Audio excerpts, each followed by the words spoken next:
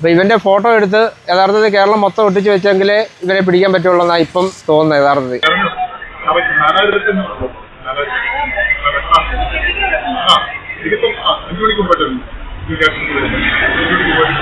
ചേച്ചിമാരാണേലും പല ആളുകളും ഇപ്പോൾ സോഷ്യൽ മീഡിയ എല്ലാവരും ഉപയോഗിക്കുന്ന പോലെ ഉപയോഗിക്കണമെന്നില്ല. പൈസ പോകുന്നതിനേക്കാൾ അവരുടെ ഒരു മാനസികാവസ്ഥ അതാണ് മെയിനായിട്ട്. ആ ചേച്ചിക്ക് തന്നെ ഭയങ്കര വിഷമമായി പോയി. ഇത്രയും ആൾക്കാർ ഈ പറയുന്ന കമൻറ്റിനകത്തും ഈ ഇവരെ കുറ്റപ്പെടുത്തിയിട്ടാണ് പറയുന്നത്. സംഭവം എന്താണെന്ന് വെച്ചാൽ നമ്മുടെ സ്ഥാപനത്തിലൊരാൾ ഇതേപോലെ വന്നിട്ട് സ്റ്റാഫിൻ്റെ അടുത്ത് പറഞ്ഞു, ഞാൻ 7,000 രൂപ കൊടുക്കാനുണ്ട്, അപ്പോൾ ആ പൈസ ഇവിടുന്ന് വാങ്ങിക്കട്ടെ എന്നുള്ള രീതിയിൽ എന്നെ ഫോൺ ചെയ്യുന്നതായിട്ട് ഇവിടെ നിന്ന് തന്നെ ഫോൺ ചെയ്തു.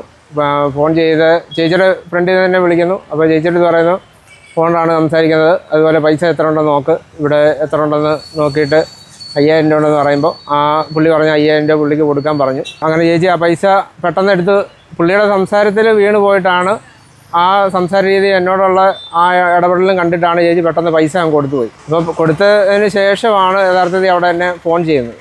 അങ്ങനെ ഒരു മിസ്റ്റേക്ക് നമ്മളിത് വന്നിട്ടുണ്ട്. യഥാർത്ഥത്തിൽ ഞങ്ങളിത് ഇങ്ങനൊരു വിഷയം നടന്നു. അപ്പോൾ എന്നെ ചേച്ചി വിളിച്ചു. അപ്പോൾ ഞാൻ പറഞ്ഞു, ഇതുപോലെ ഞാൻ പറഞ്ഞിട്ടില്ലെന്ന് പറഞ്ഞപ്പം ചേച്ചി തിരക്കി ചെന്ന സമയത്ത് പുള്ളി അപ്പോഴേ എസ്കേപ്പായി. അപ്പോൾ ഞങ്ങളിങ്ങനെ വിഷ്വൽ കണ്ട സമയത്താണ് ഞാൻ ഇതുപോലെ തട്ടിപ്പ് നടത്തിയ വീഡിയോസിൽ കണ്ടിട്ടുള്ള ആളാണ് ഈ ഇവിടെ വന്നേക്കുന്നത് മനസ്സിലായി. പ്രത്യേകിച്ച് ഒരു കാര്യം പറയാനുള്ളതെന്ന് പറഞ്ഞാൽ, നമ്മളെ ഇപ്പോൾ സ്റ്റാഫിനെ കുറ്റപ്പെടുത്താനോ അല്ലെങ്കിൽ മോശമായിട്ട് പറയാനോ അവരുടെ ഇന്ന് ശമ്പളം കട്ട് ചെയ്യാനോ അല്ല ഞങ്ങൾക്ക് ആഗ്രഹം. നമ്മൾ ഈ പറയുന്ന ഇങ്ങനൊരു വീഡിയോ ചെയ്ത് ഇടണമെന്ന് ആഗ്രഹിച്ചതും ഇതേ രീതിയിൽ പലയിടത്തും 100 കണക്കിന് തട്ടിപ്പ് നടന്നതായിട്ട് ന്യൂസുകളും പല വീഡിയോസും ഇപ്പോൾ നമുക്ക് തന്നെ അയച്ചു തരുന്നുണ്ട്. അപ്പോൾ ഇത് മാക്സിമം ആളുകൾക്ക് അറിയണം. ഒരു ഏത് സ്ഥാപനം നടത്തുന്ന ആൾക്കാരാണേലും അവിടെ നിൽക്കുന്ന സ്റ്റാഫിനും ഇത് അറിയണം, ഇങ്ങനൊരു തട്ടിപ്പ് നടക്കണമെന്നുണ്ടെന്നും. അതേപോലെ ഒരു ബോധവൽക്കരണം എന്നുള്ള രീതിയിൽ പുള്ളിയെ പിടിക്കുന്നത് വരെയെങ്കിലും ഈ പറയുന്ന രീതിയിൽ ആളുകളിൽ ഇത് എത്തിക്കുക എന്നുള്ളതാണ്. ഈ ഫോട്ടോ യഥാർത്ഥത്തിൽ പ്രിൻ്റ് എടുത്ത് കടകളിൽ ഒട്ടിക്കുന്നതായിരിക്കും എന്ന് തോന്നുന്നല്ല. അതുപോലെ ഈ ഇപ്പോൾ തിരുവനന്തപുരത്തു നിന്നും കൊല്ലത്തു നിന്നും എറണാകുളത്ത് പത്തനംതിട്ട തന്നെ ഇവിടെ തന്നെ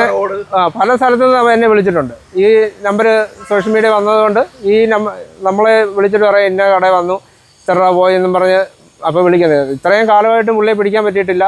നേരത്തെ പോലീസ് അറസ്റ്റ് ചെയ്തിട്ടുണ്ടെന്ന് പറയുന്നു. മാക്സിമം പുള്ളിയെ ആൾക്കാരിൽ എത്തിക്കുക എന്നുള്ളതേ ഉള്ളൂ. ഇനി ഇത് തട്ടിപ്പ് ഇതുപോലെ തുടരാതെ ഇരിക്കണമെങ്കിൽ നമ്മൾ അതിനൊരു മുൻകരുതൽ എന്നുള്ള രീതിയിൽ പുള്ളിയെ എല്ലാവരെയും അറിയിക്കുക എന്നുള്ളതേ ഉള്ളൂ.